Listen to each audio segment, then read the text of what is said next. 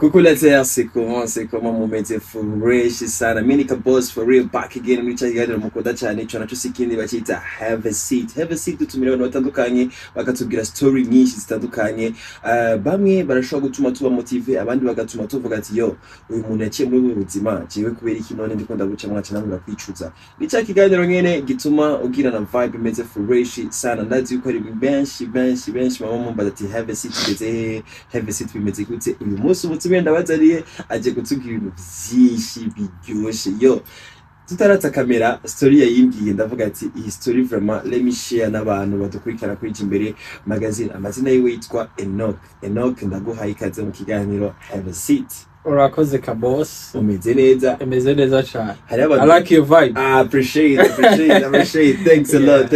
Enoch impamvu ari ngane kubera yuko agomba tubwire story yiwe kandi disuya satan yuko abantu mudukurikira kuri imbere murakunda ama story ameze fresh sasa. So this one iraza kuba special for you. Enoch, umuntu akumvise ukuntu uvuga ikirundi. Yego.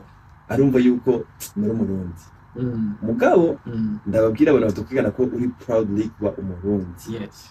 Kubera kuvuga ikirundi kimeze uko ya urakoze ka boss yeritwe Enoch uko bivuze kandi I'm really glad that I'm here. Nishimiye cyane to share my story. Appreciate very Burundian. You're welcome. Hama mukuvuze ngo ikirundi kimeze uko sasa jewe ndi umurundi by DNA niko nabyita by DNA mu Gifaransa yitwa DNA nayo Umurundi by descent meaning origin yanjye ni Umurundi kandi no bivuga mu kote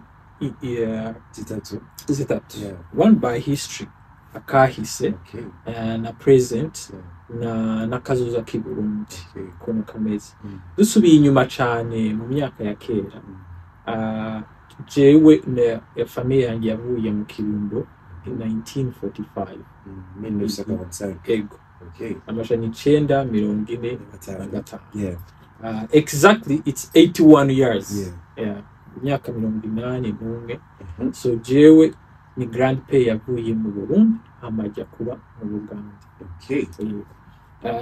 ni muri ya period ya colonization y'imbere ama wo wakwibaza ngo yavuye ngaha agiye kuri vacation cyangwa yagiye no yavuye ngaha atari ubushake yavuye ngaha kubera amagube yari mu Burundi cyo gihe so I'll tell you a brief history about it.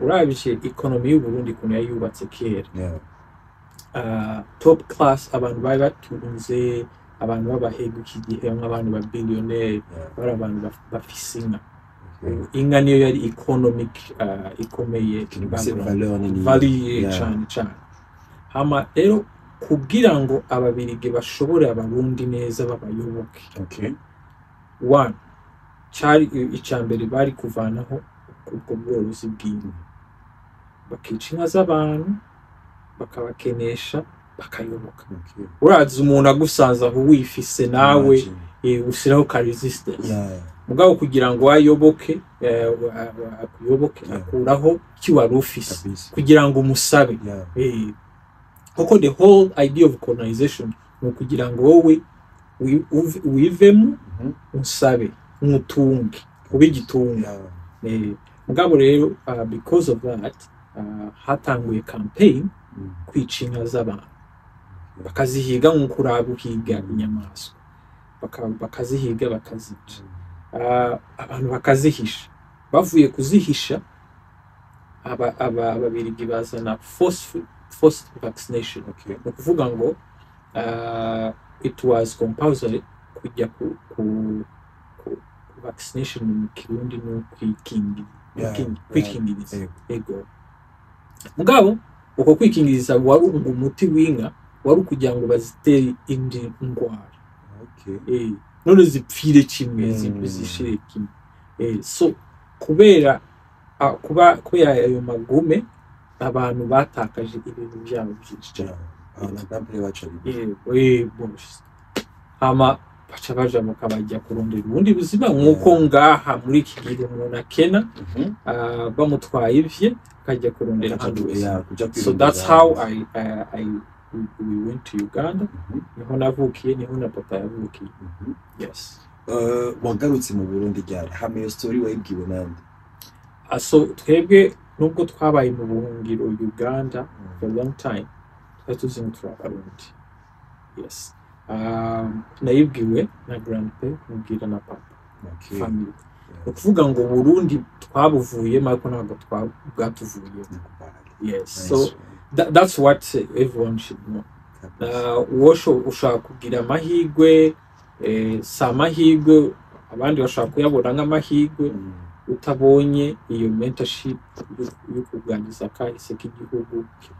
Mugabo wowe n'umurundi ntaguhinduka. Kwiki wese mu gihugu cy'u Burundi maze kumva izo hustle compare yaciyemo akaca hitamo kuja bumva yarazwe mu byiwe byose agahitamo kuja guhungira mu gihugu cyo mu Buganda hama still ukaca wamufise Uburundi mu mutima wawe? Kuko je nago ari je nahisemo Burundi bwamisi. Wowe wahisemo abavyeyi wisanze sije Uburundi bwahisemo. Burundi chose me, I didn't choose it, so I have to love it. It's ni usanga ni ko umuntu yakubaza ngo kubera iki ukunda abavyeyi bawe cyange mugabo nubwo iwanyu baba ari abakene bari babi, you're so proud to be called home. Kubi iwanyu bafise amagume ntago bigukuraho kuvukira muri uwo muryango. Mugabo ntago yahunga uzi wanyu nyene kabisa. So that's the reason. Umuntu ari mu mahanga sutari mu buhingiro hari igihe usanga avuga ati nkawe wavukiye hariya mu Buganda. Mbega wara pressure abavyeyi bakabwira ati ndashaka kuja mu Burundi ndaburundi kumeze. Bazaga mu Burundi every year. Nabo so uraba nkaho mu karere k'East Africa. N'abantu kuva kera kose n'abirigi bataraza ni kibataraza hariho imigenderanire, hariho urudandazwa kuva kera n'imipaka itaraba. Mugabo uvuye mu gihugu bakwirukanse uhunga ntago byoroshe gusubira inyuma vuba kabisa. Ama grandpa yatanguye kuza mu Burundi habaye independence muri 1960s, habaye independence abirigi baragiye tangura gusubira inyuma. Aba uncle bakaza tukaza naho tuvukiye mugabo tukaguma tuza. There is no difference nuko wakuriye ngaha hari hajya mugabo hano hasigari iwanyu kabisa. Cyagutwaye mwanya na gute gushoka mu Kirundi? Kuva nimuhira Ikirundi turakivuga. Kubera uwo kuriye ahantu muri neighborhood batakivuga uri nka family imwe y'Abarundi kabisa. Ndari abandi bantu akisa nagivayo neza mw'ibintu mugabo Ikirundi naho ntabwo nakize namye nyizi. Just accent kabisa. Kuba waravukiye mu Buganda mugabo still ukaba uzi yuko Uburundi bwaguhisemo wewe ikintu gikomeye cyane ndifuza kumenya. Mbega n'icyo kintu wowe wifuza kubona mu myaka 5 Burundi ushaka Burundi bumeze gute? That's yes, after you go right now Burundi tumeze neza kabisa 100%. We are proud to be Burundian. Mugabo wifuza kubona Burundi bumeze gute? Ama na gusubiza human society yose hivi kagira abazungu abirabure b'Abarabu, they are guided by 3 things. One is philosophy kumenya ngo ndazi ugomba kuba arasomye nka ba Socrates baba philosophy abashepinze iyi demokrasi tugendera ku byiyumviro byabo. Ni imyaka 200 irahise ako turacyagendera ku byiyumviro byabo. So philosophy is number 1. Kumenya who you are and who genda whover ukati. Then ideology, you know, ni yihe ideology ku guiding. Hari abafise ideology mbi zivangura amoko, zivangura amadini, zivangura uruhu. Izo ni ideology zose. Na Hitler yari afise ideology.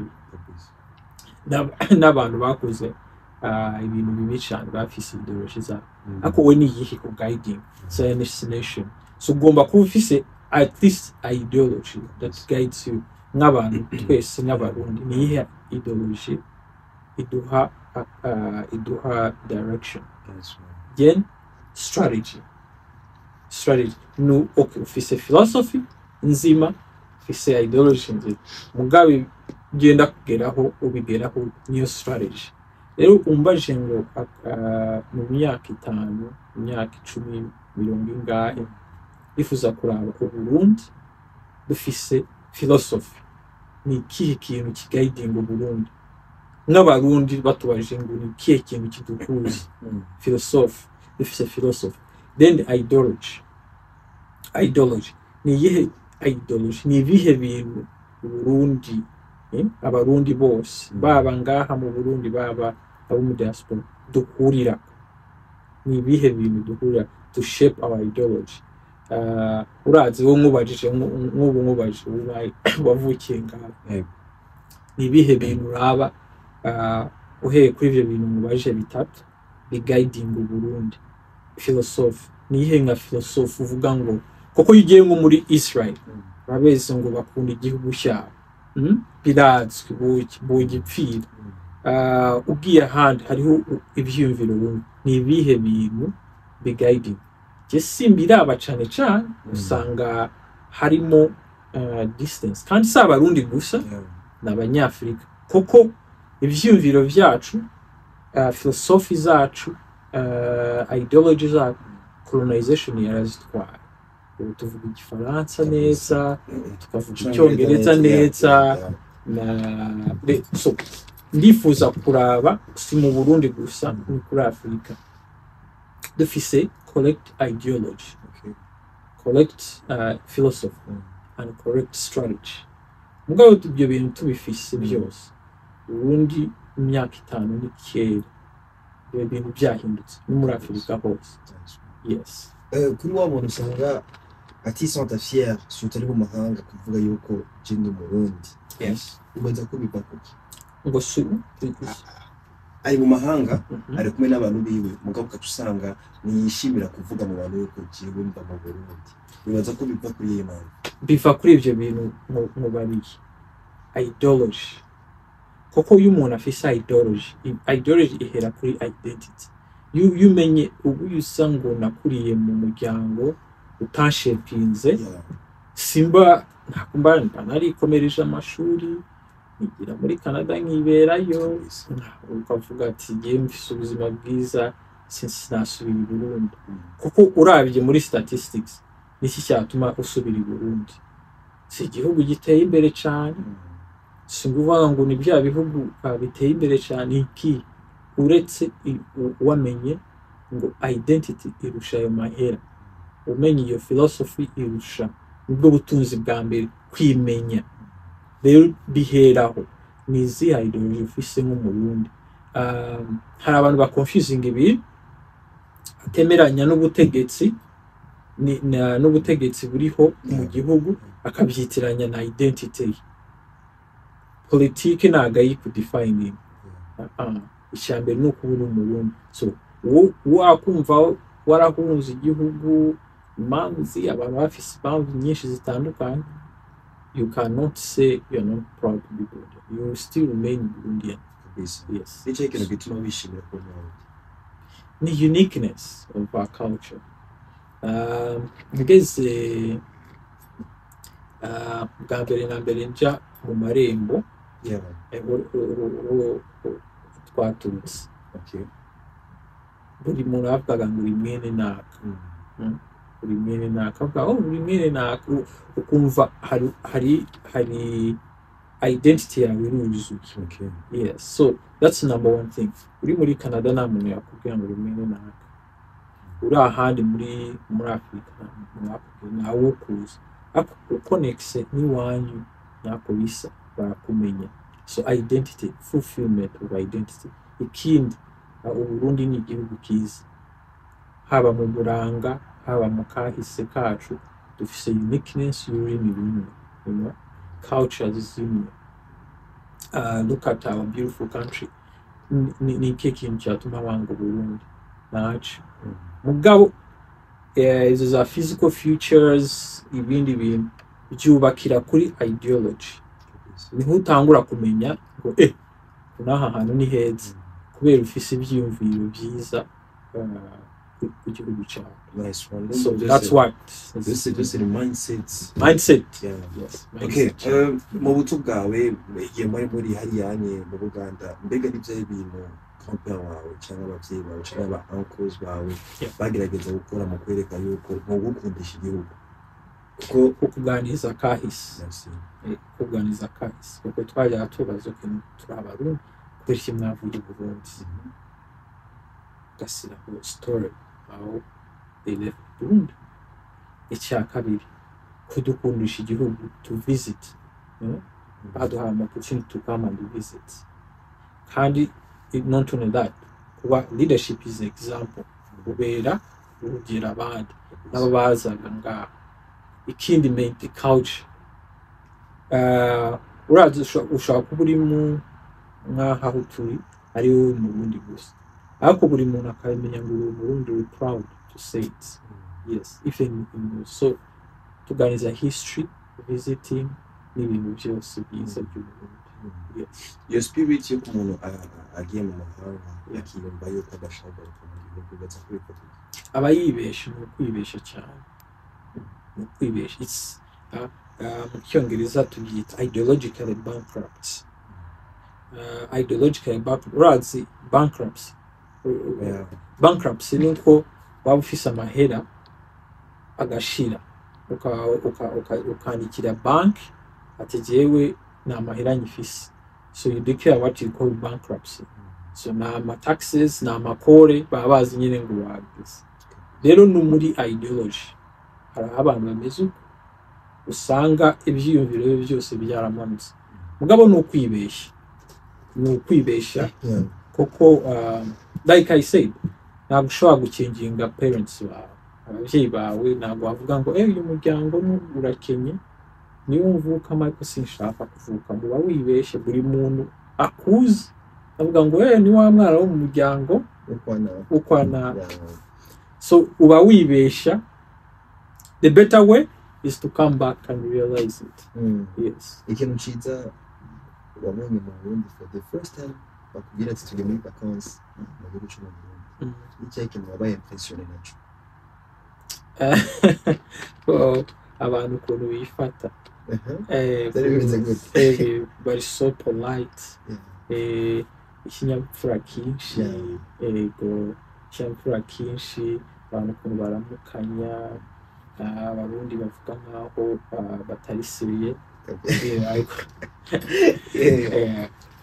nk'ahariya mu Buganda ibintu faster abantu bari aggressive TikTok wabonye ngaha abantu ukuntu baganira usanga ari ikivandimwe and nothing is nuko wambaje ku kintu cya culture abantu bafise uniqueness nkaho ushaka ubugenda ku muhanda wenda ugatana telefoni cyangwa ugatana akantu ubundi arakakuzanira akagukurikirana akakubaza n'ibibazo biri personnel ati wewe mbega wakora iki. So it's that care is so different. Abandi ni wewe nyine ucahuka ukiki cyenda babaza batari proud ko abarundi album babibeshya since yaba batari proud kuba Burundian cyangwa ari ibibazo baba barimo kuko nabyo tugomba kubimenya. Ushaka kuba uri proud kuba Burundian akubera ibibazo urimo wagiriye muri ngaho cyangwa wagize n'abantu bamwe mu Burundi ukitirira Uburundi ngaho ari problem kabisa. So ugomba kuba hari n'ibintu bibiri. Yes, technology uko imyaka igenda niko tugerageza ushaka kubaho culture zo mu bindi bihugu bivanye n'ukuntu technology kiragenda ku myaka kiragenda ukuntu tugeze mu yandi masieklo sivyo tutusanga turataya karanga kiwacu mu Burundi mbega cyo kibazo ndisuye atari ko kigoye mugabo ugerageza ukinyishura mbega ni gute umuntu yagumana identity natakaze identity yo kuba Burundi cyangwa mu Burundi kazi no matter what ukuntu tugerageza kwimita ivyo mu bindi bihugu usanga biratuguyemo ngaha tukibagira abo turi umuntu yo kumana iyo identity yiwe gute muri no myaka turimo surtout ku bajene bakora dukurikirana bameze nkanje abajene bakora dukurikirana bari mu mihingo itandukanye kugumana identity imeze gute ku buryo niyo zindi zije zivuye mahanga inze tukujugumitse ubaza ikibazo kiza cyane icambe no kumenya uriwe ubu ngo bashinga iwanyu ni hehe shakumbwira ngo muri downtown si hiwanyu ikindi usanga abajene ngaha i Burundi babarisha ngo iwanyu ni hehe akavuga ngo ba papa bava i Muyinga ukibaza ba papa baramutoraguye ukaba lost ukaba lost so ikintu ca mbere dukwiriye gukora na kuba educated kwiga akahise ukamenya buri wowe iwanyu ni hehe turukahe grandpere wawe ni yakoze ibi amateka y'uwanyu ni kuko ntabwo wajya kumenya ibyo mu muhana w'ivya butarabimeze so ugomba kumenya iwanyu ni heri iwanyu pana kudeka tuve mu by'igihugu heri iwanyu wowe urindi uri mwene ndi sogokuru wawe nindi sogokuruza wawe nindi uvuka hehe nahe mateka yaranze umuryango w'iwanyu so cyane naruvuka yes inaruvuka abantu bavuga eke inavuka Bujumbura sawa mugabo n'abantu batarazi Bujumbura babaga hekeye hano muri Afrika uretse a few families n'abantu baba foreigners b'abanyamahanga usanga twebwe ubwira hamwe uruguru uva it's very important so menya ngo urinde baza umenye igisokuruza cy'iwanyu basi utaramenya n'amateka y'abarwa gasore yaye baza umenye iwanyu that's number 1 step number 2 menya kahise k'igihugu cyawe so menya kahise k'igihugu cyawe ntabwo bakubeshya ahubwo mugabo wokoresha iyo technology to amplify your culture ndaguha akaruriro nk'abantu bari muri tourism zihangoma z'u Burundi na handi kwisi bavuze ingoma bacyo uretse mu Burundi so which culture nk'abantu bagwaruka bafise technology biga bakora ibintu izo ngoma zagera gute kwisi hose bakajya bahayaringa ngaha abajeni b'u Burundi bagasinya kontra n'ibigo bikomeye kwisi bakajya kuvuza ziriya ngoma ahubwo dufise amahigwe yo gupromoting our culture félicitations pour un kibondo nzoza kurya ubugari ryari gainoke amazina ari mu bintu byaranga umurundi aho kera amazina ari ukuntu ashobora kwidentify yuko ego wewe uri umurundi mugabo hari ukuntu kujya naho bweti igisirimo cyarabaye cyinshi gerageza kwimita uko ababanyi babayeho kugira nyine tujane nabo usanga amazina arahindutse usanga umuntu yitwa Aiha nimbari Aiha Kim ibintu nk'ivyo ndifuza kumenya umubebe wawe afise amazina ya Kirundi 100%. Yes, yitwa gute? Yitwa Mwamikazi Bunyanga. Nice one. Yes. Ndina kuranda kene kumenya ngaho. Ico kintu kirarenze kwera yuko amazina hari kunayo nyene yaraduteye amazina. Kera ndibuka ari histoire nigeze gusoma bavuga kugira kujanye n'amazina bita abana kera byavana situation umuntu abayemo yego kandi iyo situation akayimwita bivanye Kirundi cyane Kirundi yego akaja deep kabisa ico Kirundi iyo situation karabamwe mugabo this time around ibintu byarahindutse tonto Enoch mukurangiza kino kiyago cacu mbega ni cyo kintu kiri mu mutima bifuza kusharinga n'abadukurikirana kubera yuko mu byo bavuze harimo ivyigwa byinshi cyane harimo ibintu murashobora gukuramo bishobora kumufasha ejo canke ijya ejo shucu kuri abantu usanga ari mu mahanga avuga ati jewe kuza mu Burundi sindimo mukurangiza kino kiyago mwagasunika rogi ni cyo kintu bifuza gushira bino gupartage natwe n'abantu badukurikira kuri Jimbere magazine. Thank you. Icambere nambere no kumenya ngo so wahisemo Burundi bwaguhisemo. That's very important. Mugabo wewe ntago watumye uvukira mu Burundi cyangwa ubwira abavyeyi bakomotse mu Burundi, ni wowe wisanzuye. Ibyo bintu birakomeye kuko choice is divine, you know. So that's number one. Icya kabiri, nta muntu w'umurundi uruta undi, na kabisigura wowe kuba waravukiye ngaha ugakurira ngaha ugakorera mariage ngaha, ntago bikugira umurundi kuruta umuntu atavukiye ngaha atazi imico yahaye cyane cyane. Iki cyumuhuriyeho ni ikintu gikomeye, ni DNA.